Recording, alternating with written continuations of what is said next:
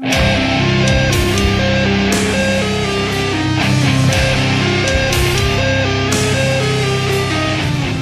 in light of Moore's Principium Est's upcoming release, I decided to do a video on my favorite Moore's Principium Est album, 7. And here's some awesome artwork. I'm going to kind of zoom in, maybe zoom out a bit so you guys can see this. I really like how this opens. It's a very dramatic, grand intro and peacefully lures us into a day for redemption, which unloads with a barrage of melodic death immediately. We get Villionen's vocals. They're so savage yet so audible. And one thing definitely about like scowling, harsh vocals, guttural guys is, you know, how sometimes they're not very audible. We don't get to hear too much, whether it's just how intense their vocals are, maybe muddy down in the mix, blends in with the highs of the cymbals, lost in the drums. But Villionen's vocals come through so clearly, and I gather so much emotion and aggression from his vocals. So you get to feel a lot of that, and you get to feel a lot of the vocal, the lyrics as well. Clearly, Vil and the music complement each other perfectly in A Day for Redemption. I love, you know, it's such a great opener. I was thinking when I was listening to this would be a great song, I think, for anybody who's just listening to the first Moore's Principium Est song. This is a really good showcase. Really good dynamic atmosphere, solid vocals, really good musically, everything like that. I was like, that's what I was just kind of thinking about when I heard it. I was like, it's a good showcase song for them. Next one is Lost in a Starless Eon. This one is a bombastic musical ride, wildly jarring tempos and abrupt timing shifts, seamless drum transitions and nifty drum work, and the guitars and bass are just as crafty as that drum work in my opinion. I love all the lead work from the scaling to the mesmerizing tapping and the awesome melody in the chorus. Andy Gillian does a great job of putting a lot of this song together, and everything that he puts together in this song is really dynamic and impressive. Love the depth that he shows in this one, especially all that lead guitar work is just badass. Some more Andy Gillian stuff that captivated me was the guitars and orchestrations that are so mind-blowing in March to War. Every facet section was just exhilarating, breathtaking, musically dynamic as hell is March to War. The vocals and lyrics were wicked, and the solo work was like a hail of bullets and kind of really went hand in hand with the title. I really liked what Andy Gillian put together on this one,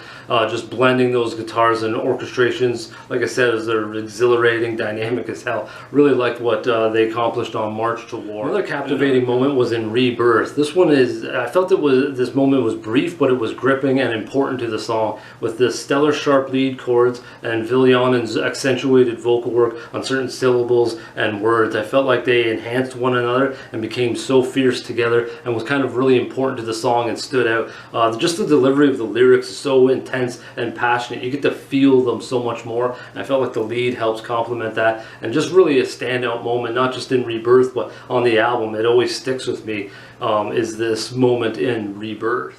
Now we're moving on to my must-listen to, Master of the Dead. This one I got swept up into a turbulent journey down the river Styx with its very impressive drum work and guitar unification coming together, really blowing the doors open on this one. The pre-chorus drum work is just freaking ridiculous. Certainly captures the destructive nature of the theme and elevates the intensity and aggression tremendously. And once again, the drums complement the lead and the rhythms using blistering fills paired to the scaling, and the quick cymbal blast to the lead notes really enhances a lot of the leads and rhythm stuff quite impressively. I love what the drums do on Master of the Dead. Overall, the atmosphere, the guitar work, the vocals are awesome as well, and that's why Master of the Dead is my must listen to. Before I jump down to the last song on the album, I just want to mention how I could have easily dove into every song on this album. I really like track 3, In Frozen Fields, and that one is kind of showcases how tempos can really enhance certain elements of the music,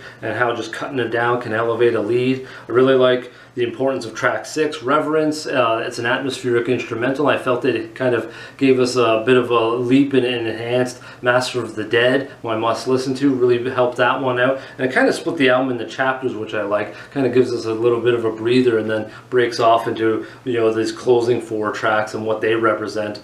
2 of these tracks, The Everlong Night and At Shores of Silver Sand, both really powerful songs. Villionen's vocal work, I really like what he does in the choruses and the syllables and words. He does some of that there as well, and I liked a lot of the melodies. Gillian knocks it out of the park again there. But anyways, getting on to my on the last track of the album, My Home, My Grave. This one I love the mix of poetic, metaphorical, and direct lyrics, and how Villianen sings them. You know, he delivers them in a great way. I liked how it captures this one captures the atmosphere of finality of life with this grim, majestic intro, several musical intensities resonating with the fear of the dark, you know, the dark end. But also we get some brief pieces of illumination emulating the glorious white light at the end of the tunnel. So, you know, Mors Principium Est captures kind of this interesting contrast of darkness, obviously that fear, the ending of life, of like what I just said, and then a bit of hope. Just if there is an afterlife, you get that light at the end of the tunnel. So you get that brief bit of like musical illumination and hope captured in My Home, My Grave. Really unique album. I really like how it's laid out. A lot of really cool atmospheres. I like the vocals, lyrics, all that type of stuff. Really cool album. And of course all the songs will be in the description below, with Master of the Dead, the My Must Listen To, right near the top there. And I'm going to have a bunch of links where you can check out more of Mors Principium Est. And I'm really looking forward to the upcoming album. I've heard a couple of songs, really digging that. And I'm really looking forward to how that one turns out, because this album is awesome in my opinion. Until next time, folks, how about some heavy listening?